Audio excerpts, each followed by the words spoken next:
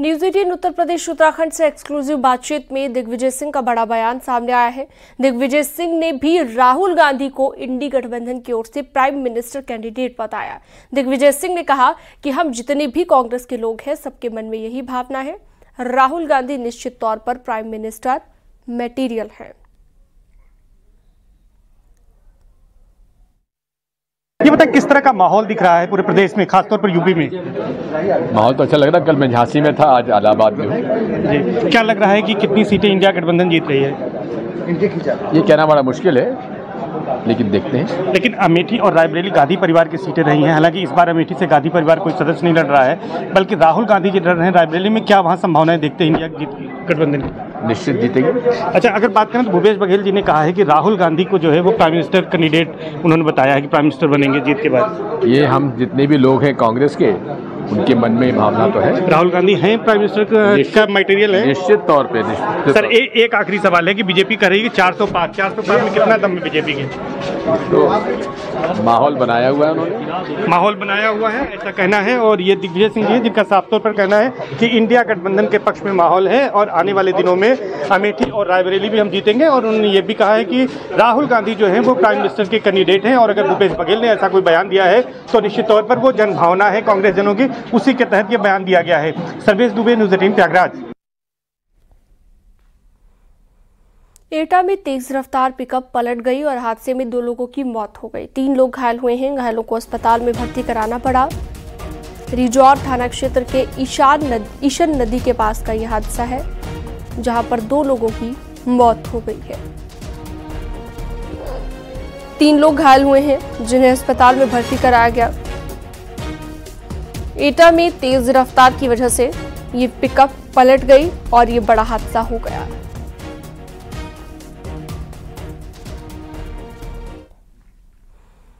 अलीगढ़ में नाबालिग से दुष्कर्म का मामला सामने आया। परिजनों ने आरोपी के खिलाफ थाने में शिकायत दर्ज कराई।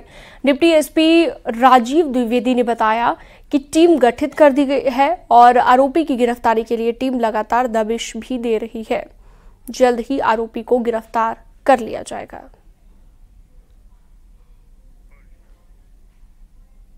क्षेत्र के ग्राम हामिदपुर से सूचना प्राप्त हुई कि एक युवती को घर में अकेला पाकर गांव के युवक द्वारा उनके साथ दुष्कर्म की घटना कारित की गई।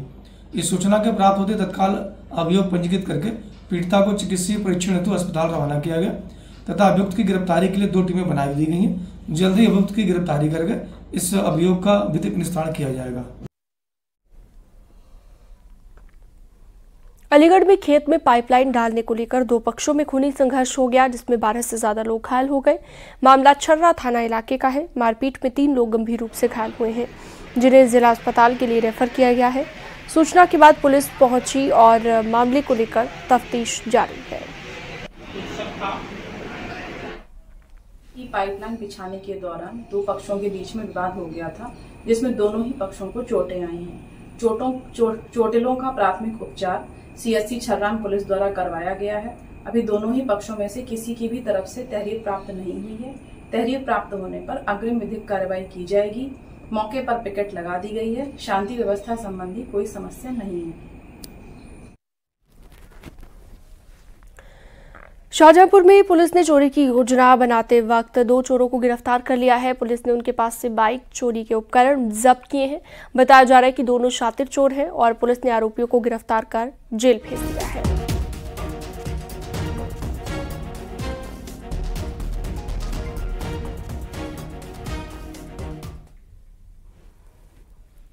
जौनपुर में नशे में धुत कार ड्राइवर ने 6 राहगीरों को रौंद दिया। नगर कोतवाली थाना क्षेत्र के समोपुर में यह घटना घटित हुई। ग्रामीणों ने कार ड्राइवर को पीटकर पुलिस को सूचना दी। मौके पर पहुंचकर पुलिस ने कार ड्राइवर को हिरासत में लिया और मामले को लेकर जांच शुरू की गई।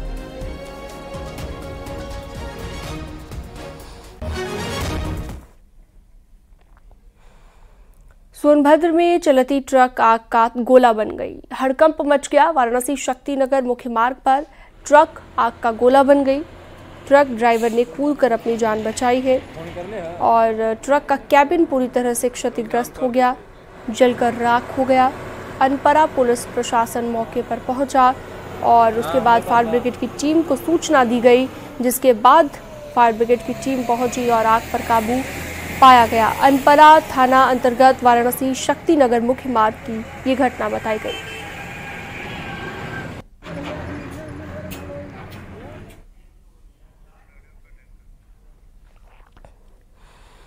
इलाहाबाद हाईकोर्ट में मथुरा की श्री कृष्ण जन्मभूमि और शाही ईदगाह मस्जिद विवाद को लेकर दाखिल याचिकाओं की पोषणीयता को लेकर सुनवाई हुई। हिंदू पक्ष की बहस अभी पूरी नहीं हुई है। मामले की अगली सुनवाई 20 मई को होगी। गौरतलब है कि अयोध्या विवाद की तर्ज पर मथुरा मामले में इलाहाबाद हाईकोर्ट सीधे तौर पर सुनवाई कर रहा है। हिंदू पक्ष की तरफ से दाखिल की गई 18 याचिकाओं पर एक साथ सुनवाई हो रही है। मुस्लिम पक्ष ने इन याचिकाओं की पोषणीयता पर सवाल उठाते हुए इन्हें खारिज किए जाने की अपील की है। हिंदू पक्ष की याचिकाओं में शाही ईदगाह मस्जिद की जमीन पर हिंदुओं की जमीन को बताकर वहां पर पूजा का अधिकार दिए जाने की मांग की गई है।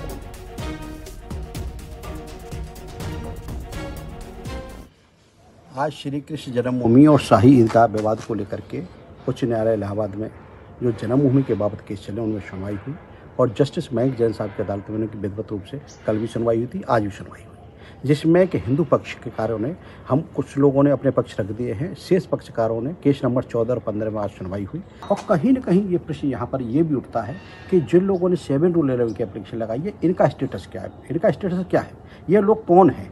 ना तो इस प्रॉपर्टी में ये मालिक हैं न किराएदार हैं। ये अनावश्यक हिंड्रेंस पैदा करके उस प्रॉपर्टी को कब्जा के बैठे।